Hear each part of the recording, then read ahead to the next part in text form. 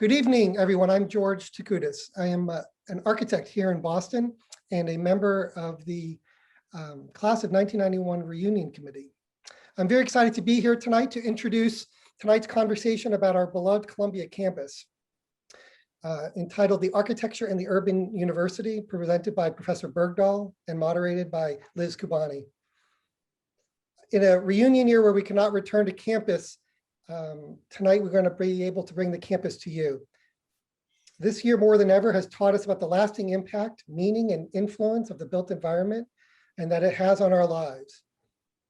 Our beloved Columbia campus has shaped us through its campus planning and architectural expression and created a collective experience, an experience of scholarship, expression, and innovation. And so tonight we get to celebrate this with Professor Bergdoll about it and learn more about the past, the present, and the future of the campus. As is the case with creative and meaningful endeavors, tonight is an outcome of many contributions, including Eric Shea in the Alumni Office, our Class of '91 Reunion Committee, including our leaders Kenyatta, Lexi, and Laurel, and all the hard work that went into this reunion. And now I'll turn it over to Elizabeth Kubani, my friend and Class of '91 classmate, who elevated this initial committee brainstorm into what it is tonight. Liz, a little bit about Liz. I'm going to brag a little bit about her. She's a principal of Kubani LLC, a communication agency whose work reflects her profound passion for all aspects of visual culture. Her client roster includes cultural institutions, foundations, art galleries, and designers of all types. After studying architecture and architecture history at Columbia, she received her master's at the Architectural Association in London in architecture history and theory. Liz has spoken widely on various topics, including the role of public relations and marketing in the practice of architecture and architecture ethics. She's a proud resident of Maplewood, New Jersey, and writes monthly a column in the local art scenes in the SOMA Living magazine. A little bit of housekeeping before I turn it over. Just a reminder that as the presentation is being presented, that you can use the Q&A to enter your questions. Please use that box in your graduation year. Liz will keep track of those, and at the end we'll be able to moderate those with Professor Bergdoll. And for optimal viewing, please enter the full screen mode. Okay, Liz, the floor is yours. Thank you so much, George. It's such a pleasure to be here tonight. Welcome to everyone. Gosh, I remember like it was yesterday, the fall semester of 1990, and being in Professor Barry Bergdoll's seminar room and feeling like I was one of the luckiest girls in the world. And if anybody in the audience also had that experience, I think you know just how fortunate we are to have Professor Bergdoll with us tonight to speak about the architecture of the Columbia campuses. Barry Bergdoll is the Mayer Shapiro Professor of Art History at Columbia University and the former Chief Curator in the Department of Architecture and Design at the Museum of Modern Art in New York.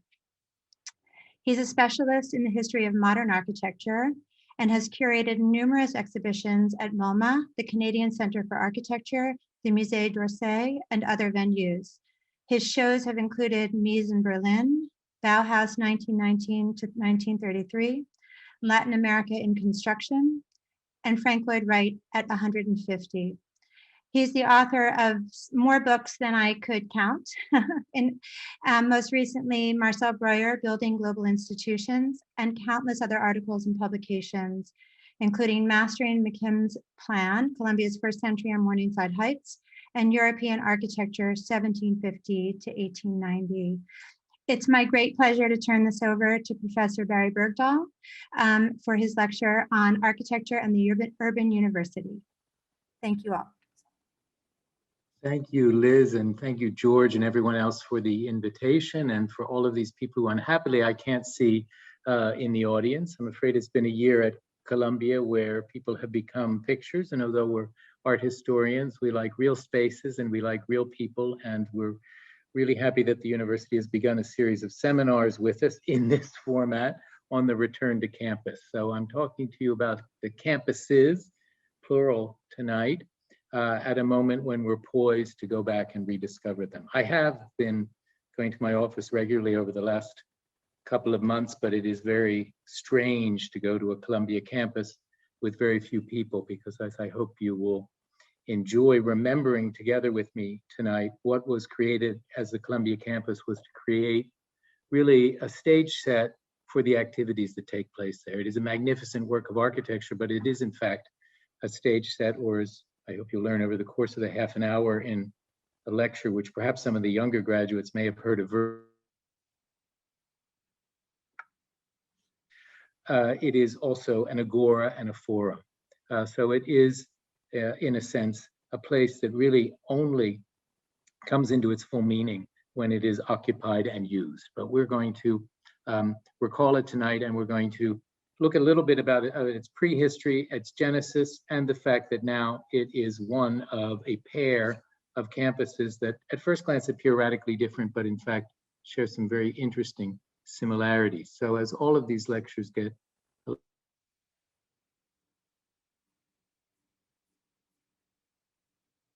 Liz and George will tell me that they are seeing, and then I will count on that, meaning that everyone else is seeing it as well. So good. Okay, so I think many different classes are here in addition to Liz and George's class of 91. I think my own reunion is coming up next year, or at least one of them. Some of you might be familiar with the photograph on the left and not with the photograph on the right, which is ironic because the photograph on the left is from probably around 1900, whereas the photograph on the left is just from a few years ago. These are currently the two Columbia campuses on an extended Morningside Heights on the Upper West Side along the coast of the Hudson. I love the photograph on the left because it reveals the extent to which the conception of the campus was related to a landscape that we don't really feel so much intensely today. We're going to see that landscape appearing from view as we move through the lecture, and that is in fact one of my themes. So the Morningside campus on the left and the new Manhattanville campus north of 125th Street, which you see cutting diagonally through the image in the lower right on the right-hand screen. Let's look at some other campuses just for a moment. We're going to get back to Columbia as quickly as possible. It's always my aim. But the word itself, campus, probably derived from the Campus Martius, the marching field, the military activity field of the ancient Romans. You see it here in a 20th century model of the ancient city of Rome. The elements of these very large forms and spaces which break the form of the urban fabric of ancient Rome and created a place for special activities. But we know of the first use of it in the context that we think of it as a school, pedagogical, academic setting at the College of New Jersey, today known as Princeton, on the upper left here, which was the first place to refer to these buildings set on green fields as a campus. So this relationship between landscape and building is key. There's an ambiguity here, which I find very interesting as a historian, of whether or not these colonial American campuses wanted to emulate or distinguish themselves from their British progenitors. Obviously, the reference to Oxford and Cambridge, and although I myself am a graduate of Cambridge, my allegiances are where we're going at Columbia, but there is a view of Cambridge University in the lower part of the screen. And as you can see, the British University developed from a model out of the medieval cloister, out of a religious situation, and one that was very internally focused. What is fascinating about the American campus is already from the beginning, it wants a relationship to a larger idea, to a more extroverted version, to some sort of sense of the university, not as cloister, but as campus, as a place for activity, perhaps for a temporary retreat, but a return to the world, to shaping the public. What for us, graduates of Columbia University, intrigues us is, of course, the notion of the urban university, a university that doesn't want to retreat to the countryside, but wants, in fact, to create a place for a passage of time and thought, but for re-engagement with the city. So that is my theme tonight.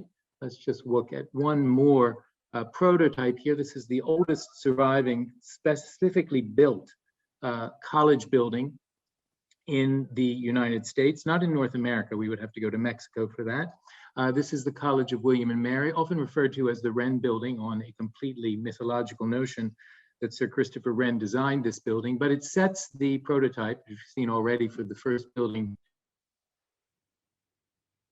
Of course, also for the earliest building that we have a record of what is today Columbia College of Columbia University. And this is, of course, King's College in the province of New York, founded in 1754 by King George II. And as you can see, it took as a model more buildings that were related to the practice of law in London or to the College of William and Mary. But the interesting thing is, of course, it was already on a New York City street. It was on land, of course, of Trinity Church, from which Columbia had, where Columbia had been conceived and sort of received its birthright, as it were. But what I want to take you on is a journey from that building to the creation of a campus, which to this day belongs as much in the history of university architecture, of great universities, of great university architecture, as it does in the history of American city planning. Because what I want to suggest to you is that with the Columbia campus, the idea emerged in really in headlights, if you will, in headlines for the first time, that the university could also be a kind of ideal city, not a cloister, but a version of what a city could be. And so this notion of educational retreat but civic engagement is something that was announced very, very prominently by Columbia when it moved to what it thought of as Upper Manhattan. It's really practically the middle of the island, to Morningside Heights in the 1890s, beginning classes there in 1897. This was not the first campus that Columbia had built, but rather the second. In the middle of the 19th century, Columbia had abandoned these buildings that you see on the left. It's actually the same building in two different views, on Park Place, near City Hall, near Trinity Church in Lower Manhattan, constantly moving away from real estate pressures, even as we might cynically say Columbia became a bit of a real estate operation in its own right, to this property on the 49th Street and Madison Avenue. Today, there is an office building of enormous banality there, that the only reason to go and see it is because there is a bronze plaque in the sidewalk, which you might trip over, that says it was the original, that it had been the site of Columbia College. Between 1857 and 1897, Columbia actually built a campus, a temporary campus, with the idea that ultimately it would move either to what is today Rockefeller Center, which was land that it owned, or that it might move to another site. Ultimately, it chose to move uptown. I don't want to go into the history of this campus, which completely fascinates me. It's by an architect who himself could have attended reunions, since he was an alumnus of the college, Charles Coolidge Haight. He designed most of the major buildings there, as you can see, in a sort of Anglo-American Victorian Gothic. So a kind of pictorial association to English buildings, to the Gothic past that America did not have. I show you it here as it appears in a real estate map of the late 19th century. This was obviously a map that has something to do with the Villard houses, today's urban center. This is St. Patrick's Cathedral, Madison Avenue. Here we are between 49th and 50th, and this single block was the Columbia College campus for 40 years after 1857 with the first move uptown. I want you also to notice the exposed railroad tracks that are going into Grand Central Station down the middle of what was then 4th, later Park Avenue. And on that site, this is Hamilton Hall, not the Hamilton Hall in which you might have taken CC or lit hum or conjugated verbs, but rather the original Hamilton Hall. I want you also to note that streetcar, that's a big problem for the activities of the college here. This is one of the most spectacular college libraries, because of course we're talking about Columbia College. The university name will come with the move to Morningside Heights, not only for its extraordinary architecture, but it was here that Dewey invented the Dewey Decimal System for cataloging books. He was the librarian of Columbia College. So this absolutely amazing building, which should be in every architectural textbook, but it survived for such a short period of time, about 15 years. students only really occupied it for about 10 before Columbia decamped. Why did Columbia decamp? It had a lot to do with the transportation on Park Avenue and Madison Avenue, which made it impossible for the growing scientific emphasis of the university to achieve any recordable results. All of the experiments of the physicists and the chemists were being destroyed by the vibrations. So we get, interestingly here, a first conflict between urban life and academic life, between the emergence of Columbia as one of the powerhouse research universities with the creation of the combined faculties of the university in the late 1880s, and the city itself.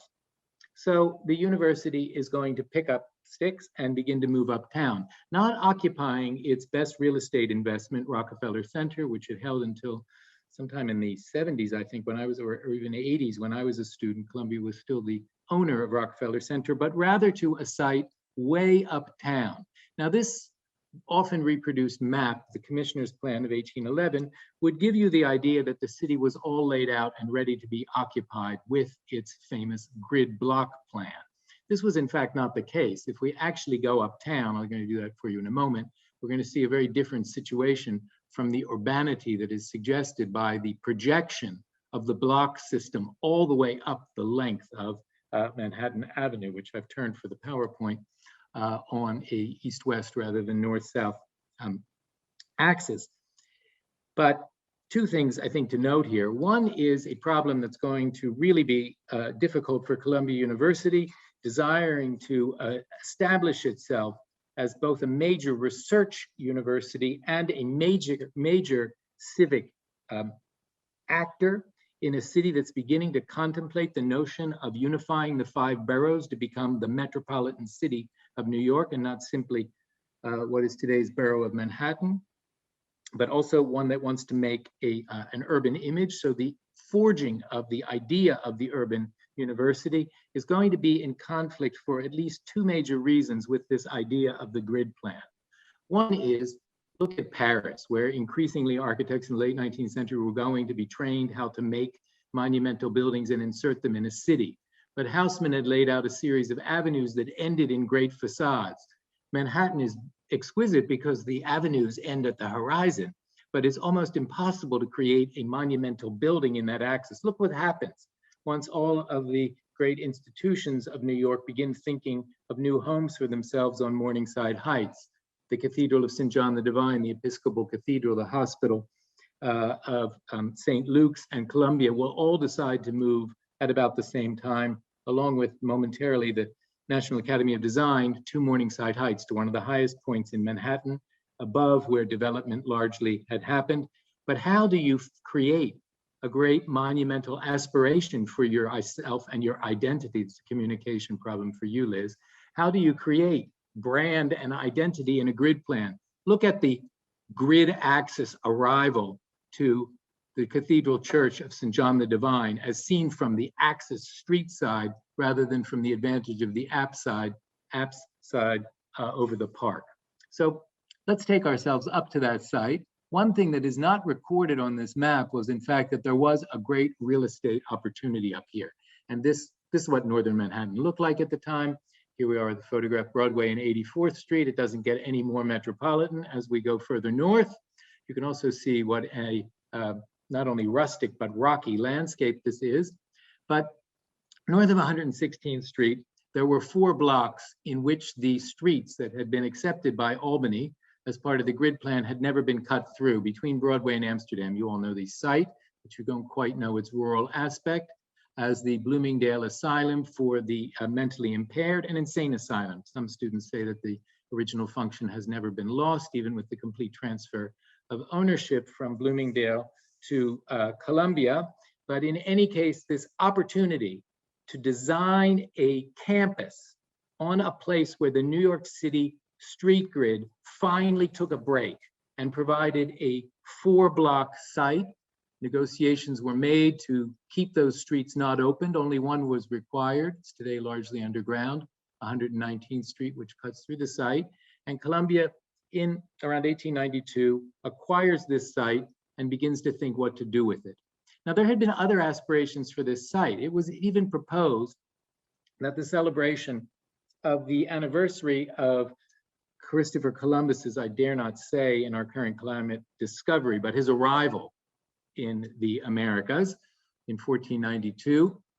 For the 500th anniversary, could be celebrated with a World's Fair, the second on American shores, and that this might take the place where, precisely where today the Columbia campus is. So this is a project for the World's Fair of 1892. Ultimately, it didn't happen in New York, and it didn't happen in 1892. 1 year late for the anniversary, it's in Chicago, erected by a team of architects who defined the image of monumental Roman classical building as the image of a civically aspiring America, what came to be known as the City Beautiful movement, in which the work of landscape design, particularly here through Frederick Law Olmsted, the architects were under the supervision of Daniel Burnham with Richard Morris Hunt for the main domed building, and our own McKim Mead and White, who will ultimately design the new Morningside campus, also involved here doing a number of buildings, including the Pavilion of New York State.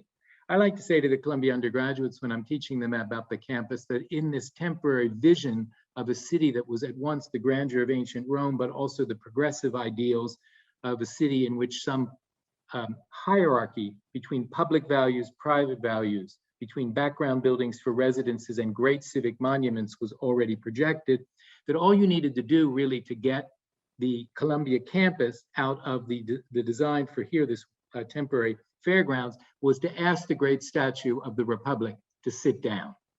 And once she sat down, you would begin to get something that could be inscribed and take its place next to Grant's tomb, which opened in 1897 on the site of the Bloomingdale Asylum.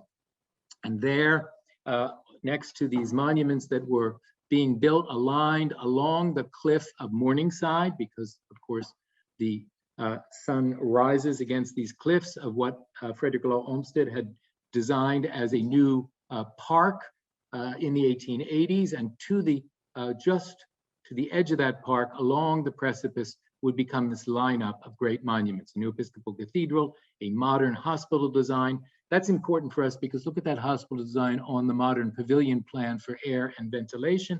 What would a university look like that would go there? The university came out of the joint vision, as I think almost all the best architect does, of an extremely enlightened and engaged, brilliant client, this young new university president, Seth Lowe, who the library is not named for him, it's a memorial to his father, but that we can wait for the Q&A, with the architects who were ultimately chosen by the trustees of Columbia College, transforming itself not only into an uptown civic monument, but into a research university. Here's the team of McKim, Mead and White. The key actor is Charles Follen McKim here in the center, much less scandalous than Stanford White. I assure you had little to do with our campus. He was too busy designing a campus for another university up in the Bronx, New York University, that likewise moved uptown at the same time. So taken were all of them with the World's Columbian Exhibition in Chicago that Seth Lowe actually paid for scholarships for Columbia College students to attend the World's Fair, that they might see not only everything that was on display, but the buildings there. And at the going out of business sale of the World's Fair, he bought all of the documentation on modern scientific research buildings at German universities that the World's Fair might, in multiple regards, serve as the classroom for conceiving a modern American urban university. And so that was what was going to be inscribed on this wonderful 4-acre site. Unfortunately, the streetcars got there rather quickly as well, but this was on unbelievable bedrock and the vibrations were not so much a problem. But what I'm interested in here is not only Lowe Library as the centerpiece, the library, the books, not the chapel, even though this was an Episcopalian university at heart, but the library, a secular function, a function about books and about everyone coming together in two buildings, the library and originally never finished University Hall. You see its foundations there, which was going to be a great assembly hall. So this great assembly for everyone, faculty, administrators, and students at the center. And then around it, McKim, who was chosen as the architect, wanted to build a series of freestanding, what he called pavilions, buildings that would be separated for different disciplines with the possibility of fitting them out for the needs of different departments, the emergence of the department system of education at this time. This is the single remnant of the Bloomingdale Asylum that was still standing at the point that this photograph was taken. And it was actually used by McKim, Mead & White as their architectural office during the supervision of the construction here. Nobody knows why at some point, instead of being demolished, it was moved up here, and you know it as Buell Hall, or depending on when you were at Columbia, you might know it under another name. It's still standing minus its porches. Now, 3 architects were put into competition, so the choice, I think, is particularly significant. Richard Morris Hunt, he was the Dean of American Architects. He was the first to have attended the École des Beaux-Arts in Paris and have those credentials, as would Charles McKim, who would ultimately emerge victor in this competition. You see him proposing his plan over the red plan here of the Bloomingdale Asylum. He wants to create a system of really a pavilion plan hospital system of the French model. If we want to see Richard Morris Hunt locally, next time you're on Morningside Heights, you could venture down to this building at 104th in Amsterdam, which is today the American Youth Hostel, but that's a local building by Richard Morris Hunt. This is not the imagery that Seth Lowe and the trustees wanted. They wanted something radically new. One of my tasks tonight is to convince you that a building in the image of the ancient Romans in the 1890s was radically new. It was a departure from the red brick, Anglo, Gothic revival or Romanesque revival styles of the period. The return to the imagery of ancient Roman Greece in the late 19th century was not an image of nostalgia, but one of progressive forward-looking for crafting America's place as an actor in the world, both with imperial aspirations, but also with a civic consciousness. The other architect was, of course, native son Charles Coolidge Haight. He designed the 49th Street campus.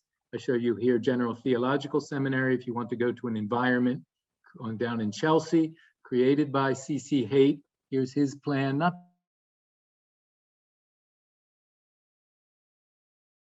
the architect whose name today stands at the very center of the campus. You've probably walked over it many times just before you reach Low Steps, Charles Follen McKim. If you want to see his monuments, look around him, there's his photograph, and he would begin to work with Lowe and with the trustees almost immediately. Here's his very first plan, put forth in 1894 for the site that had been acquired not quite 2 years earlier. Here is the plan by the time it is approved and under construction, and the first students arrived by 1897. You can see that the major change is in the shape of the library, which is very significant for a number of reasons. One, I think that we don't have any drawings of what the elevations of the buildings, what the facades would look like for this earlier plan.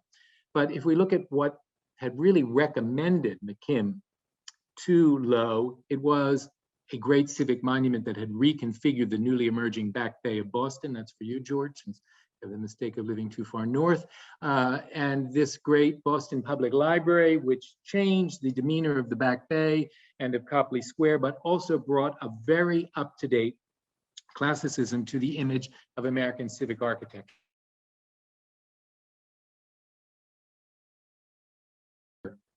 In the university archives, it's clearly McKim's own sketch. You can see that he wants to depart from what might have been his first idea to put the Boston Public Library down there in favor of a multiply symmetrical, sort of centrifugal, if you will, center point of a domed library with a south-facing Ionic portico and the possibility, you can see here the figure is standing still, of some kind of statue, probably like the Republic at the World's Fair in front of it. Of course, he was thinking of many, many different things. He was thinking of the Roman Pantheon, the temple to all the gods, but here it was going to be to all the disciplines of knowledge, to everything that could be brought together in a library, since this was going to be not a sacred space, but one that had a certain sacred quietness for reading, but which was going to bring together the administrators, the library, and seminar rooms for a new method of actually teaching with books, and which would be almost equidistant from almost every one of the academic buildings. So you could always go over here to get books and into this central gathering point. Equally fascinating is this desire to override the grid system by creating a great urban plaza allowing the density of a university. You see, Teachers College wanted something quite different. You might have noticed this flip backwards. This is actually Amsterdam, not Broadway. But the key here is this plaza with a series of steps to which we would ascend to knowledge, almost as though we were going up the Acropolis from the Roman Forum. So this collation of ancient elements, of course, in this very spot that the core curriculum that you have all been through will be defined. So this is actually the framework for thinking of a new educational system, but it's not only a direct reference to ancient Rome. We'll see that there are more references coming to ancient Rome, down to the very materials and details of the campus, but it is also a revival of the very first perfectly planned American campus, where all of the buildings are brought into a harmonious relationship one to another. The central library and the pavilions connected here by colonnades of Thomas Jefferson's University of Virginia, which had opened in 1825. There was a big fire there in the 1890s, and Stanford White, McKim's partner, was restoring this rotunda as McKim was designing a rotunda for Columbia College University, and White was doing one also up in the Bronx for NYU there, of course. But Jefferson's University addressed only a landscape. It was set aside from the city. McKim's would be inscribed in the city itself. One other rare source, not as often cited, is Union College in Schenectady, the other leading academic college in New York State in the 19th century. But I think McKim was also inspired by the Renaissance notion of the ideal city, of a city with a centrally freestanding monumental building to which everyone could go through a perspectively traced pavement on a plaza, with then buildings that were relatively similar but would accommodate differences as the background city. And in that sense, to me, the Columbia College campus, Columbia University, by the time it opened in 1897, was inserting into the commissioner's plan of 1811, not only the idea that one could create great public spaces, but also the idea that one could create a monumental presence for a civic institution with a hierarchy of values between the library and the background buildings. Now, of course, this was thought to be, let's say, communicating with the incredible landscape of the Hudson River and the Palisades. There's a little bit of a naivete about what the scale of the future of New York and what the commercial sector is going to do. You can see it, this idea that Morningside Heights was going to be a landscape of monuments set in an absolutely spectacular landscape. I love this photograph. It's not perhaps so good in PowerPoint, but you can just see the dome of Grant's Cathedral, of Grant's tomb, seen through the construction site of the Low Library itself. There's South Field, doesn't yet belong to Columbia, still for sale by the Asylum. We can see Columbia slowly emerging. This is about 1897, just before the beginning of classes. Some more early photographs. You see at this point, Columbia feels somewhere between an idea and a monument. But gradually, this is going to continue to grow. And now we see a very interesting conflict in this engraving of about 1902 between the idea that a continuity of the parks, Morningside Park on one side, Riverside on the other, and the landscaping of Columbia by Olmsted, that nature would be woven through these buildings.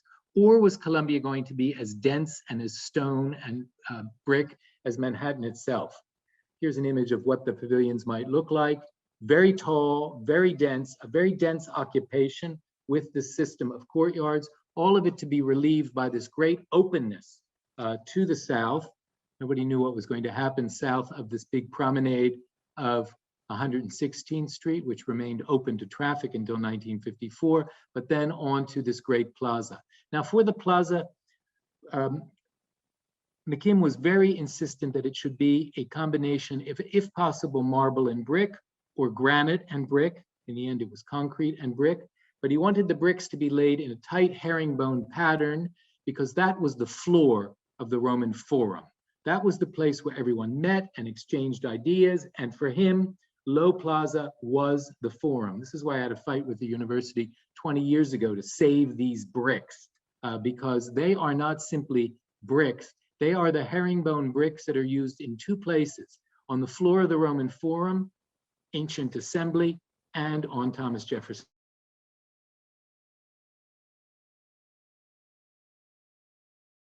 We're coming together in this image of the Columbia campus. Here you can see we don't yet have a statue, and here we go to 1903 with when alma mater arrives. She's the Republic who sits down to become alma mater. And there, a scene that you all know this is an old slide, but that's about what it looks like in COVID times, waiting for the first return of the students who are going to turn this also into an amphitheater for discussion, for break, for exchange, and for the fact, as we're longing for in September, that the university is not only what formally happens in the classroom, but what happens on the campus as a place of sociability, of exchange of ideas. Of course, it's a rite of initiation to go into Low Library itself, initially to take your place at one of the desks and wait for your books to arrive there. But I want to rush ahead. Look at the imagery of Low Library, which is a baby version of the Library of Congress in Washington, D.C., opened in exactly the same year.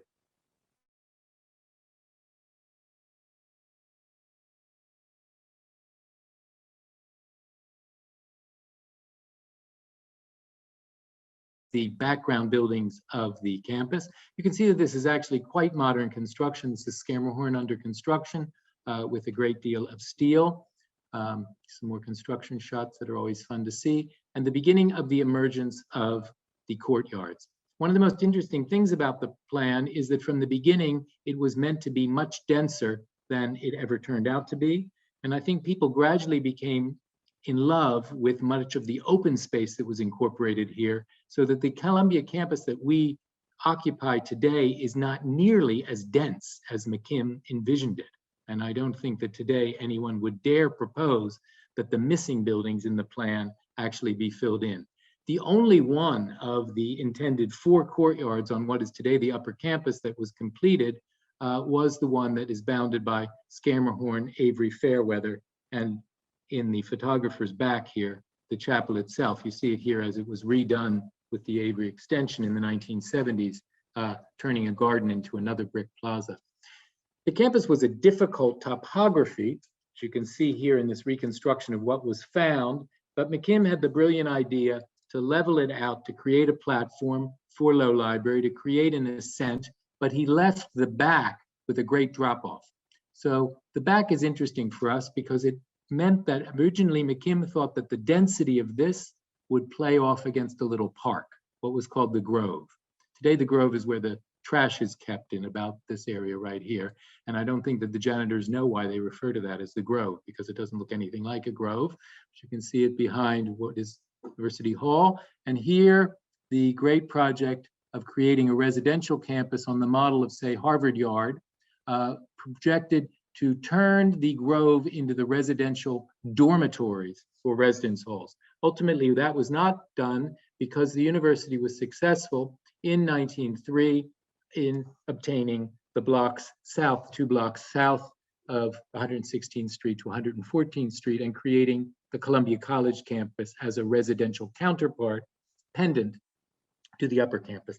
What I want to show you very quickly, because I know I'm overextending my time and my welcome, is to show you the rapid densification of the Columbia campus and to ask you to debate with me in our question and answer period to what extent the McKim plan is so strong that it has held the Columbia idea and the Columbia University civic campus ideal, even now 125 years after the university opened in Morningside Heights, and to what extent the incredible densification and heightening of the campus perhaps has changed that. Up to you to decide. You're back in the classroom. It's a question. So here we go. Things are going up. University Hall was meant to be the great assembly hall and dining hall where everyone could go. Ultimately, in the 1960s, the unfinished rump of it that you see at the lower left begins to get one of Columbia's first high rises, the absolutely hideous Uris Hall for the School of Business, protested by the School of Architecture as no more uglies when the cornerstone was laid, but up it went anyway. And it was a rather late addition to the densification that we're going to see. Look how dense the campus would have been if all of these front buildings, this is the only one that was realized, here, here, here, and here, and also extra residential buildings to form these courtyards. A much denser campus planned in the master plan than we ever have. Here's the extension in 1903 with South Field and the full density. But there's a wonderful ambiguity here. Can this axis be left open? Is it possible to create a processional access to this great civic building in spite of the realities of the grid plan? The renderer here from McKim, Mead, and White refuses to accept the fact that there's any private development going on. They're pretending that Columbia sits in a green field. Not true by that point. We look at what's happening around the neighborhood. Some of the first purpose-built large-scale apartment buildings are going up along Riverside Drive, Claremont Avenue. The city is densifying. Columbia, as a civic institution, even if private, wanting a civic image, a public function, open to all, because of course the campus is also a public park, and the neighborhood are already in a tense relationship, not even so much social and political as simply formal. The university is beginning to get swamped very scale of the metropolitan New York that it wanted to celebrate. Look at what South Field looks like by the 1920s, when what the view from the alma mater is of all of these apartment buildings and townhouses on the south side of 114th Street. So whether this can be left open or not is a big question. McKim had thought of it as a kind of Acropolis meets Forum, but the Parthenon is visible from all over Athens. Low Library was slowly disappearing. Even the books would disappear by 1931 when Butler Library plugged the hole, hid the south side of 114th Street from view, but also enclosed the campus, closing in on itself, inadvertently becoming a kind of very large cloistered space.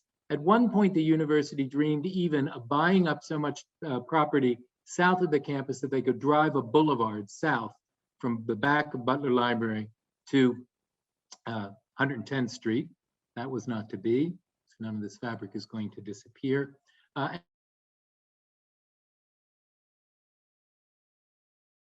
The powerhouse of creating spaces for laboratories on the Manhattan carries forth with the Pupin extension, the Havemeyer extension, and then even the dormitories begin to go higher and higher, and Columbia becomes more and more a vertical university, spilling over by the 1960s to the creation of East Campus, connected by this rather unfortunate overpass over Amsterdam Avenue. This is the law school of 1961.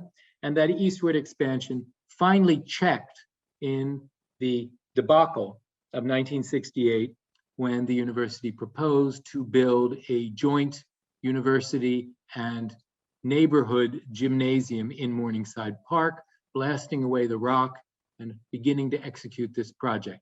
We all know that it was, in fact, the spark that lit the protests, also about the Vietnam War, about racial injustice, about many features of our society in 1968, some of which have not gone away, but the gym was not to be, and Columbia retreated from its eastern expansion. I.M. Pei thought, well, I'll solve the problem. What if we just erect two kind of MIT-like towers on South Field? This will give us all the expansion space, but this towered vision for South Field was not to be. Rather, Columbia was going to fit in, fill in Fairchild, a brilliant design by Mitchell Jurgala there over the years, recasting Ferris Booth Hall, which some of you are old enough perhaps to remember. I have to admit I am, to be replaced by Bernard Schumi with this very dramatic curtain wall student center, which hopefully we'll be returning to for something other than COVID tests and vaccinations in the coming months and weeks. Lerner Hall, which opened in just before the turn of the millennium, and the Columbia campus. No one wanting to build on those unbuilt sites, but rather filling in probably the last building that will ever go up here, pendant to Shumi's Lerner Hall. Schumi wanting to fit in with McKim, Mead, and White's plan, but Rafael Moneo for the Northwest Corner building, being willing not only to take on the height and the scale of the northern part of the campus, but actually creating a diagonal path through and out the back. The most significant thing about this building, as you can see here, from my point of view, is this opening up of this breaking of the stone wall, the kind of stone, if you will, belt that holds the whole Columbia campus intact between Broadway, Amsterdam 114 and 120, with this glazed facade and staircase that begins to spill out and point to the fact that Columbia now has a pendant campus about 7 blocks north. So there is, I could have easily given you a whole lecture just on this extraordinary design. We could debate, as people do every day. It's excellent for the students, whether it's contextual or a departure. So that might have appeared since you last visited the campus. Of course, there are other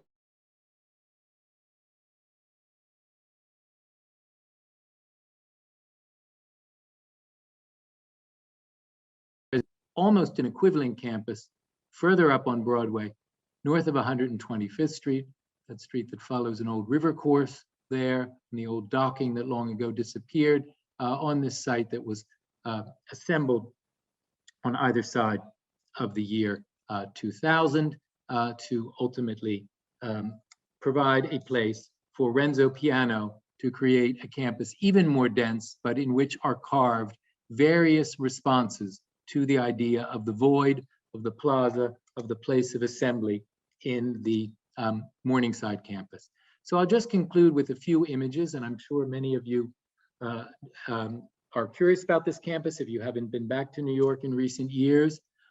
Even if you've graduated recently, there are not that many undergraduate activities that take place up here, so there are many people on the Morningside campus who don't yet have an occasion to go there. We in the art history department too, because the university gallery, the Wallach Art Gallery, has moved to this building, but this is the master plan by Renzo Piano Workshop from Genoa, with some suggestion of whether or not it should spring south of 125th Street, this low activity building in that weird triangle there, but otherwise a kind of equivalent multi-block site where the streets have been closed, retaining one found building. This is a kind of Bloomingdale Asylum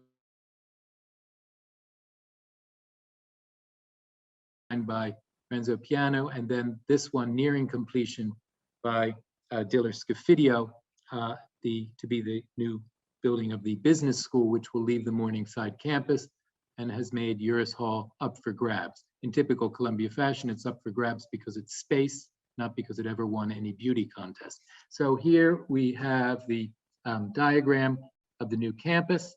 So as soon as you have the courage, if you're not in New York, to come back, this is something to explore. Here's the master plan of it, but I just want to give you this image of Piano's ideas for this campus, spread in a much more gritty industrial urban environment than the found almost rural environment that McKim found in the 1890s, set between two of the great engineering structures of New York City infrastructure of circa 1900, the IRT subway line, which opened here in 1903, spanning the Manhattan Valley here, which was too difficult to tunnel through because it's marshland as opposed to Manhattan Rock. And then here, the viaduct that carries Riverside Drive from about 123rd Street up into the 130s. So this is a site framed between two heroic industrial images. This steel vocabulary comes into the steel and glass curtain wall vocabulary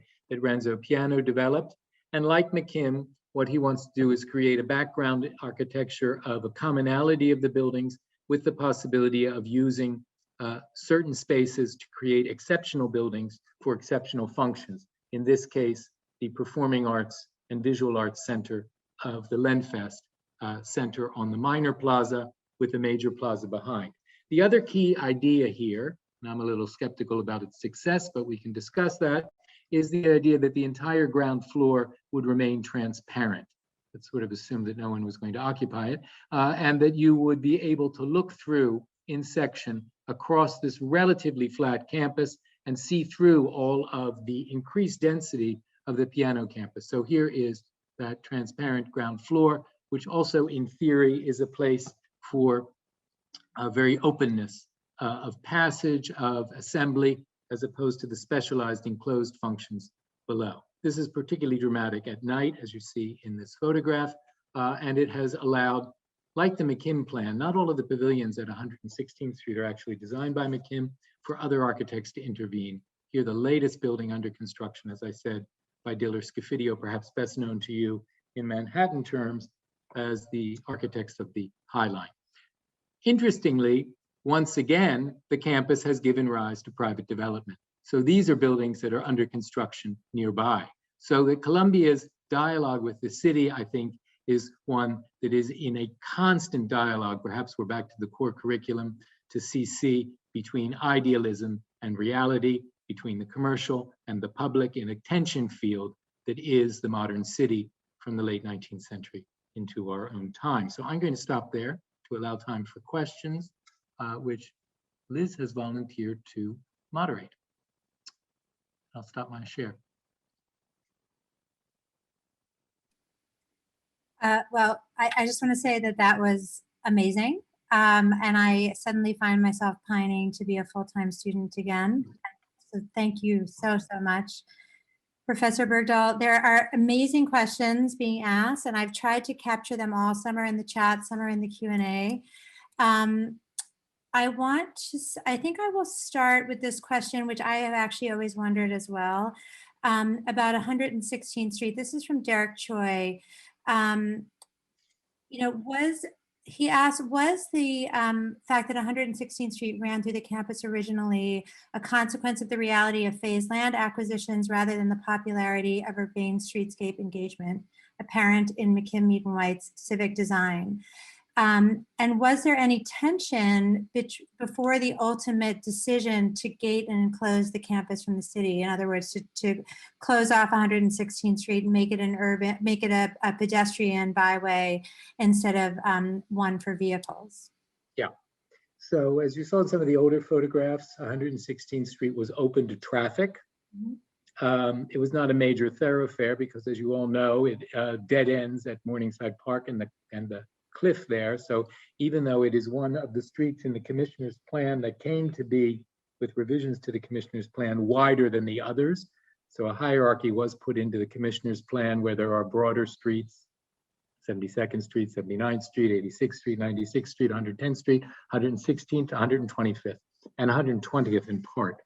116th was one of those wider streets, and so therefore it was a nice foreground to McKim's plan. Some of the earliest artist perspectives include the possibility of a gate across the lowest level of steps of Low Plaza, but that was never executed. And I don't know if it was ever actually anything more than a possibility in renderings. In any case, Low Plaza was always open to 116th Street, which had traffic on it, but not so much traffic. In most of the photographs, there seems to have been mostly parking there. So in 1903, two things happened. Columbia acquires the campus south, the 2 blocks south of 116th Street. So now there is a street not at the edge of the campus, but almost through the middle. Separates the college from the university proper. And 1903 is also the year that the IRT opens. So suddenly people are arriving out of a little pavilion at 106th and Broadway, emphasizing the fact that somehow that's at the moment, I think, when Broadway takes dominance over Amsterdam. There's a kind of equality between those two avenues before the subway opens. So things begin to skew in a weird way. How do you come into this Columbia University? And you've got this street. The street was closed in 1954 through a negotiation by the then president of Columbia University, Dwight Eisenhower, not yet president of the United States, with the city of New York to grant 116th Street the right to close it for the bicentennial of the university. So the university college is founded in 1754 as King's College, and as a gift to from the city, 116th Street is the bicentennial gift to Columbia, the ability to open it, close it. And so at that point, the gateways at either end, and it becomes this hybrid that it is. It still needs to be open for emergency vehicles. The gates are generally, I think they're only closed one day a year for some kind of notion that it's private. So it is this sort of hybrid. It is you can drive across it, but you're not allowed to. So that is does that answer the question then about College Walk? Yes, I think so. I mean, I am curious. I mean, we all know about the controversies of the 60s and certainly the controversies around Manhattanville. But prior to, let's say, the early 60s, were the relations between Columbia and the surrounding city good, or were they fraught? I mean, were these questions difficult in those days? I can't answer in chapter and verse, but I don't think the tensions were new in the 60s, although they weren't really coming from the students before the 60s. So there's a difference between the rising social conscience and political conscience of students and the collation of national issues and internal university issues in the 60s, and there are very striking similarities with our very current situation in that regard. But after the Second World War, I think there were sort of financial economic tensions between the university and the local neighborhood, particularly as the university wanted to house more and more students and more faculty, acquiring land. Columbia as a sort of real estate phenomenon on Morningside Heights. So there's always been both a tense and a symbiotic relationship between the university and the Morningside neighborhood. Understood.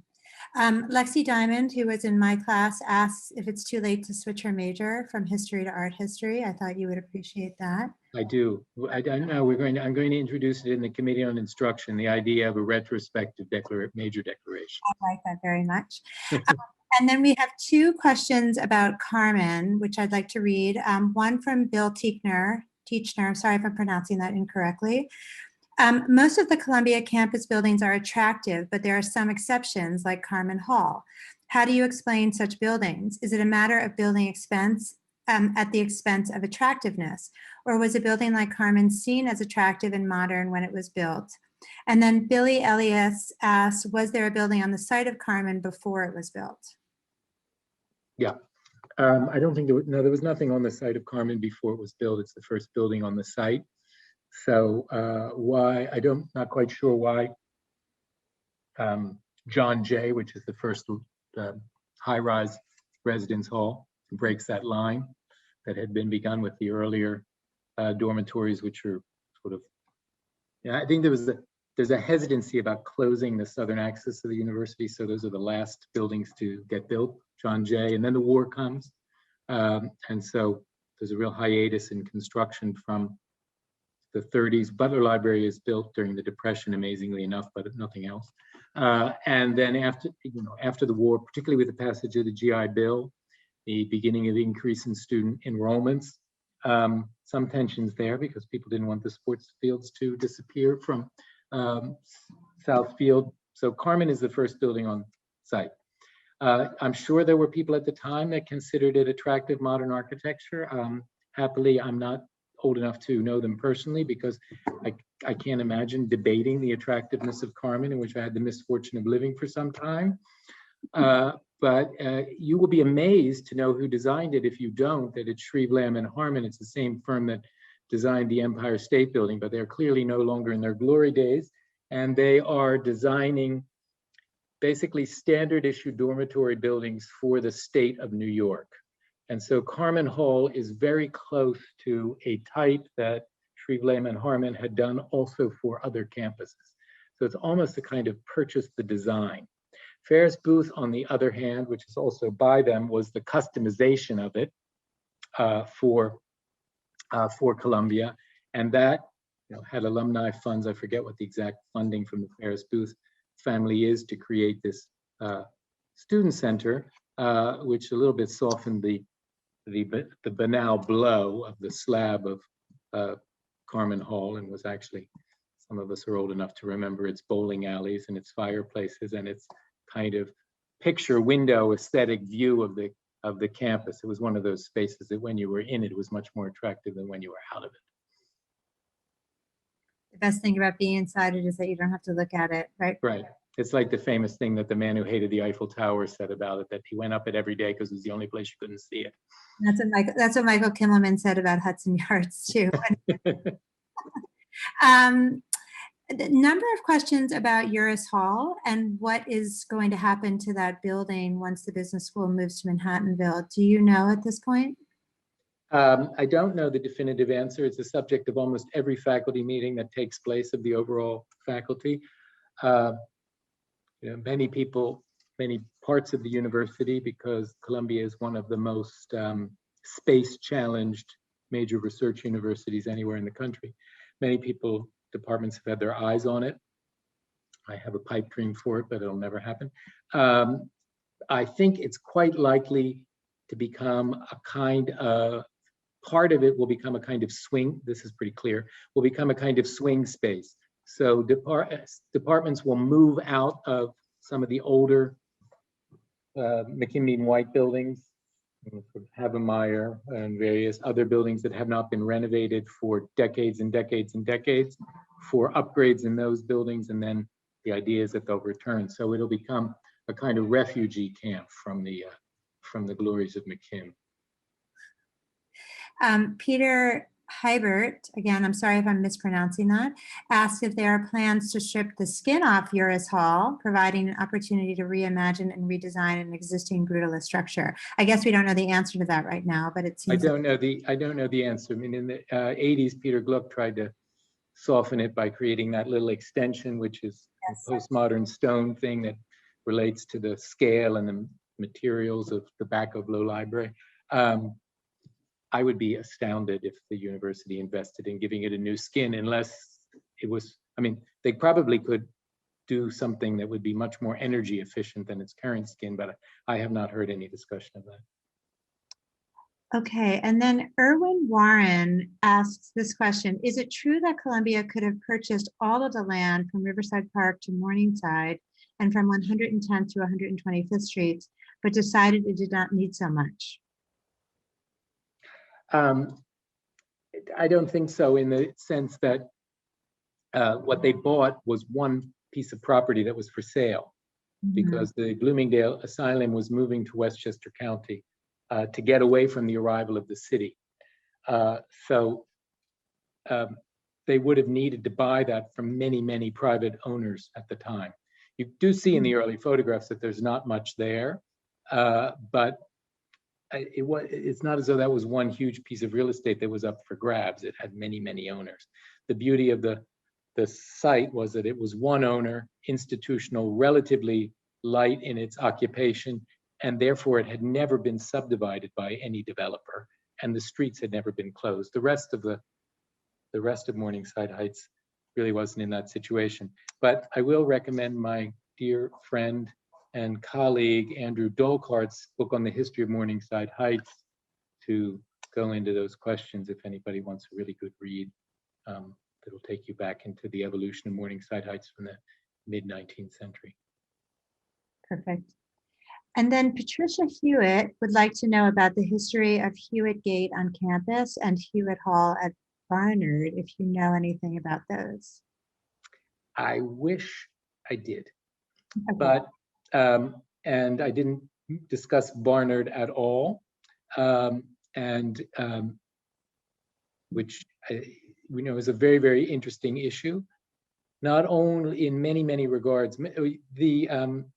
A lot of what I'm spewing out to you, I learned not simply by being at Columbia forever, but because we did an undergraduate seminar for, I think, 2 years running on the history of the campus leading up to the exhibition that generated the book, Mastering McKim's Plan. That was an exhibition in the Wallach Art Gallery, and there were some undergraduate seminars who worked in the university archives.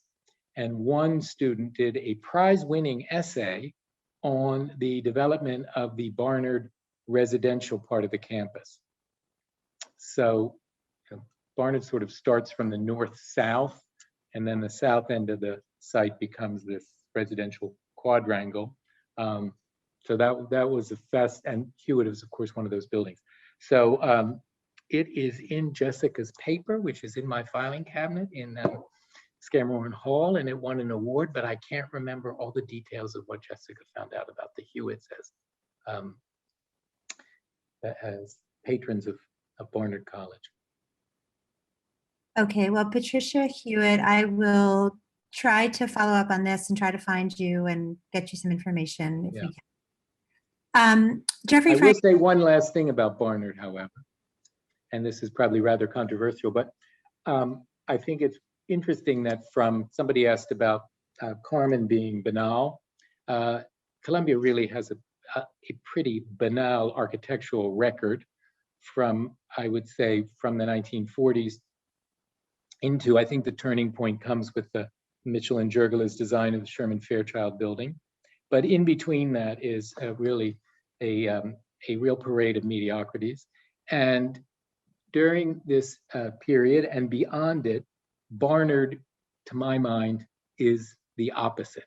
They have much more well-considered architecture. I mean, also look at their dorm building by Polshek at the point when Columbia gets a rather boring set of new dormitories. Over and over again, Barnard has in recent decades been outdone Columbia, I think, in its innovative and sensitive design. I have not been in the newest building, which unfortunately involved demolishing the old library, but the architectural history of Barnard is a fascinating kind of point-counterpoint with Columbia. and a much smaller campus, so the stakes are higher as well, I would say. Jeffrey Franklin did write about Carmen. I thought this was quite interesting, that it started life as quote unquote new hall without a clear benefactor to foot the bill. So its design was just cheap and utilitarian as a result of that. Yeah, and it's that, you know, it's a building that nobody has ever adopted. Carmen was a beloved dean of the college, so it's not named for somebody who financed it. Amazing. And Lian Chung asks about the architecture of Mud Hall at the engineering school, and says that he doesn't recall there being any windows in the classrooms, which sounds miserable. I can't even picture Mud Hall now that I'm thinking of it. Yeah, well, that's because Mud Hall has been hidden from view by intervening buildings. So it's on the northeast corner of the campus, 120th in Amsterdam. It's a red brick slab over a somewhat more subtle base, but no, let's not exaggerate. Mud Hall is like all of the buildings on 120th Street. When the university starts to build along the line of 120th Street, there's a dilemma, which is, are those buildings going to be entered on an upper floor from the extrusion of the platform of McKinn's campus, because they sit about 4 stories lower than the entry floor of the pavilions on the upper campus? Or are they going to have an entrance from 120th Street? They almost all have an entrance on 120th Street that is declared and not used. So when I was an undergraduate, Mud Hall is of such, what should we call it, pragmatic austerity, that the undergraduate quip was that the law school was the toaster, because it has those 2 protruding things on either side, and that the Mud Hall was the box that the toaster had come in.